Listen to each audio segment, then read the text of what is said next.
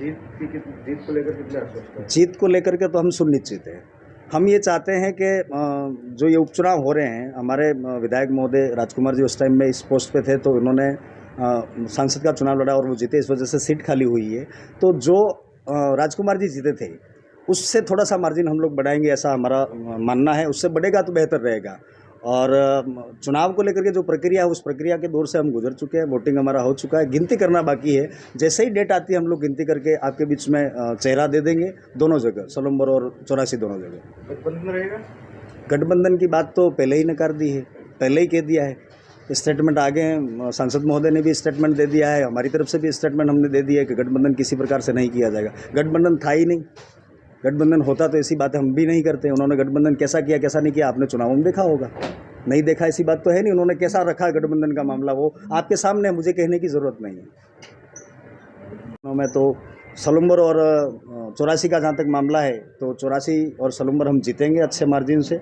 ये रणनीति के साथ में हम लोग काम करेंगे, ये आपके चैनलों के माध्यम से हम लोग कहना चाहते हैं। और स्थानीय बातें तो बहुत सारी हैं जो आप भी जानते हैं, हम भी जानते हैं। व्यवस्था को लेकर के, हेल्थ को लेकर के, शिक्षा को लेकर के। शिक्षा की तो इतनी दयनीय स्थिति हो रखी है कि डबल इंजन सरकार आ गई। डबल इंजन सरकार दूसरी पार्टी के विरोध में बात कर रही है कि इन्होंने स्कूलें क्रमोन्नत कर दी, हर ग्राम पंचायत में एक सीनियर स्कूल कर दी, ऐसा इनका कहना है। भाई उन्होंने कर दिया, कोई दिक्कत नहीं है। आप क्या कर रहे हैं? कम से कम आप तो बताइए कि डबल इंजन सरकार होगी, हम लोग ये कर देंगे वो कर देंगे। आज तक एक मूवमेंट नहीं है। अभी इनके सिस्टम में ये तकलीफ है। विधायक महोदय हमारे पास में बैठे हुए हैं, जी आसपुर से विधायक है। अभी इनका बजट ही पूरा नहीं दे पा रहे हैं ये लोग। आप सोचिए, एक विधायक का बजट नहीं दे पा रहे हो, व्यवस्था नहीं चला पा रहे हो, पर्ची वाली सरकार चला रहे हो आप। जैसा पर्ची पकड़ाते हैं वैसा यहाँ के मुख्यमंत्री स्टेटमेंट देते हैं। और कोई भी ऐसी व्यवस्था नहीं बना पा रहे। कोई भी ऐसे युवा साथियों को न तो रोजगार की बात कर रहे हैं, न कोई नहीं। बस इनका काम है अनर्गल बयान करना, अनर्गल बातें करना, फालतू की बकवास करना। इन बातों को लेकर के है। बाकी कम से कम सरकार अगर बनती है तो सरकारों को यहाँ के छोटे से छोटे व्यक्ति के बारे में सोचना चाहिए। जब चुनाव आते हैं तब तो ये बहुत सारे बड़े बड़े वादे करते हैं। इनके घोषणा पत्र देख लीजिए आप। इस घोषणा पत्रों में इन्होंने क्या कहा है, केंद्र की सरकार और राज्य की सरकार ने क्या क्या वादे किए, उसमें से एक वादा पूरा किया हो।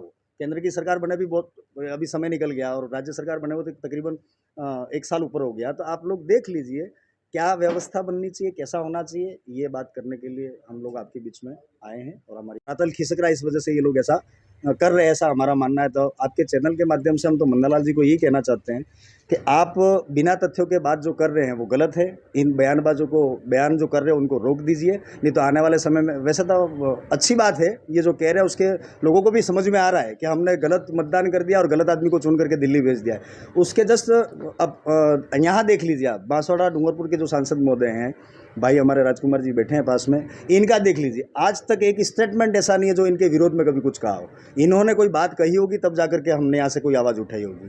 तो मन्नालाल जी को लेकर के ये बात थी। दूसरा, आने वाले समय में जो